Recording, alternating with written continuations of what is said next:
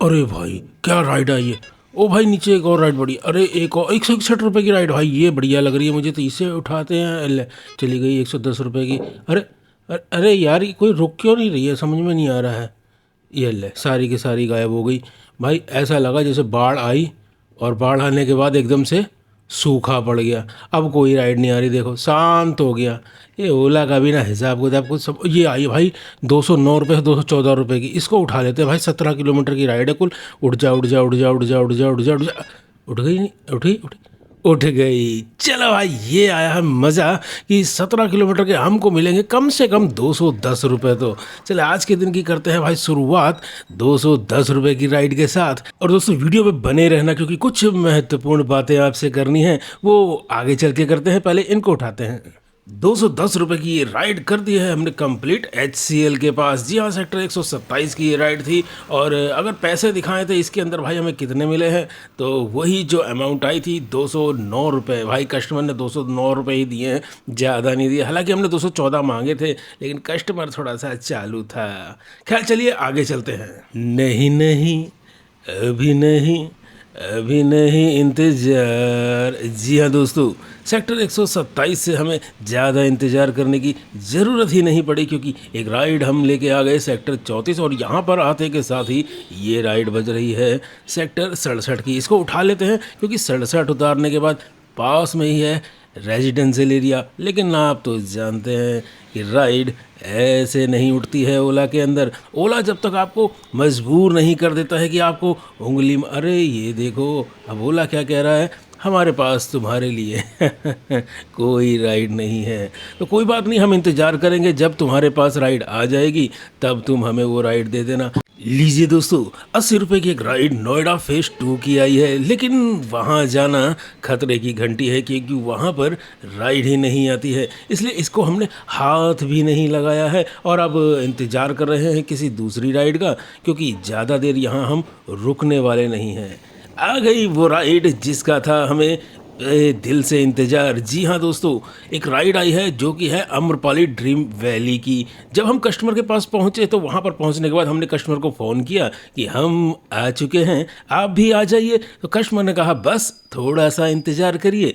और उसके बाद कस्टमर ने, जानते हैं हमें क्या दिया, दिखाते हैं। ये देखिए SBI का पाउच है ये भाई।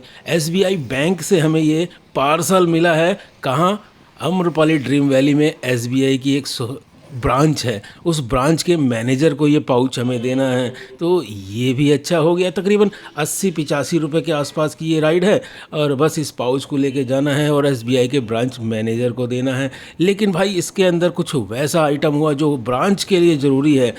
तो हमारे हिसाब से ये बैंक वालों को ऐसा काम नहीं करना चाहिए कि ओला के अंदर पैसेंजर की बुकिंग करें और बैंक का कोई सामान ओला के राइडर को दे दें। अगर मान लीजिए कोई ज़रूरी सामान हुआ और मिस हो गया, हालांकि हमसे तो ये सामान मिस होगा नहीं क्योंकि हम बहुत संभाल कर लेके जाएंगे अब, लेकिन अगर मिस हो गया तो ये बैंक वाले करेंगे क्या? क्योंकि इन्होंने पार्सल तो बुक करा नहीं कि ये ओला को बोलेंगे भाई साहब आपके राइडर ने मेरा पार्सल गुम कर दिया।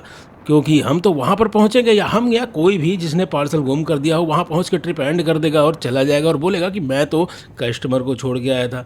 खैर चलिए भाई, इनको लेके चलते हैं, यानी पार्सल को लेके चलते हैं फटाफट वहाँ और देते हैं इस पार्सल को बहुत सावधानी के साथ। CBI बोल रहे हैं भाई, SBI ब्रांच के अंदर मैनेजर साहब को ये पार्सल हमने दे दिया है। ये हमारे पीछे है ब्रांच और भाई मैनेजर साहब से पैसे वैसे भी ले ले हैं। अब हम हैं रेजिडेंशियल एरिया में। तो ये देखिए 153 रुपये की राइड है, लेकिन सेक्टर 144 की है। ना बाबा ना, यहाँ तो भूल के भी नहीं जाएंगे, क्योंकि जितनी बार भी गए हैं भाई उतनी बार खाली आए हैं और हमारी अब बैटरी आधे से ज़्यादा कम हो गई है। तो बेफालतू का काम हमें करना पसंद नहीं है, क्योंकि हम बढ़िया काम करेंगे।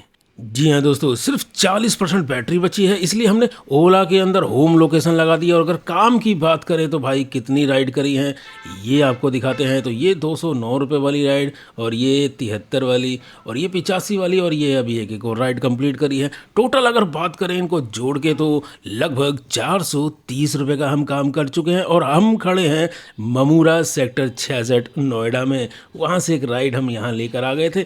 हाँ, लेकिन अब बात ये है कि आप तो जानते हैं कि हम इलेक्ट्रिक से काम कर रहे हैं और आप पेट्रोल वाली से काम कर रहे हैं, तो आप रेगुलर काम कर रहे हैं और करना भी चाहिए। हमारी भी इच्छा होती है कि हम रेगुलर काम करें, लेकिन बैटरी से काम करने की वजह से हमें जल्दी घर जाना पड़ता है, क्योंकि बैटरी चार्ज कहाँ करेंगे, ये बहुत बड़ी समस्या है। और अभी हाल फिलहाल में आप देख ही रहे हैं कि दिल्ली के अंदर जो पॉलिसी बनी है, उस पॉलिसी के अनुसार भी ये कहा जा रहा है कि सभी बाइक टैक्सी राइडर को और सभी स्विगी, जोमेटो, अमेजन, पोर्टर और बाकी जितनी भी कोरियर कंपनियां, इन सब के राइडर को अब इलेक्ट्रिक ही लेनी पड़ेगी। तो जब इलेक्ट्रिक लेनी पड़ेगी तब शायद आपका हल भी हमारा वाला हो जाएगा, तब आपको भी घर भागना पड़ेगा। तो ये कहाँ तक जायज़ है भाई? इस तरीके से ना तो हम काम कर पा रहे हैं अभी, और शायद आप भी भविष्य में काम ना कर पाओ।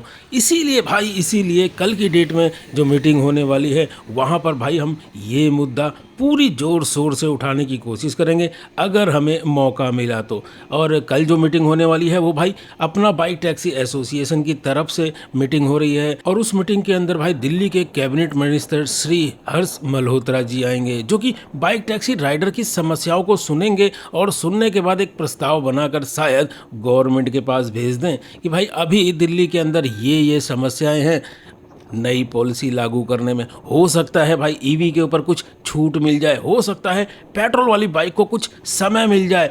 क्या होगा क्या नहीं होगा ये तो आने वाला वक्त बताएगा। लेकिन हाँ, आप लोगों से हमारी गुजारिश है कि अगर आपने अभी तक चैनल को सब्सक्राइब नहीं किया है तो चैनल को सब्सक्राइब जरूर कर लीजिएगा, और ध्यान से बेल के आइकन को भी जरूर दबा दीजिएगा। हम मिलेंगे आपको नेक्स्ट वीडियो में, तब तक के लिए आप सभी को हमारी तरफ से जय हिंद, जय भारत।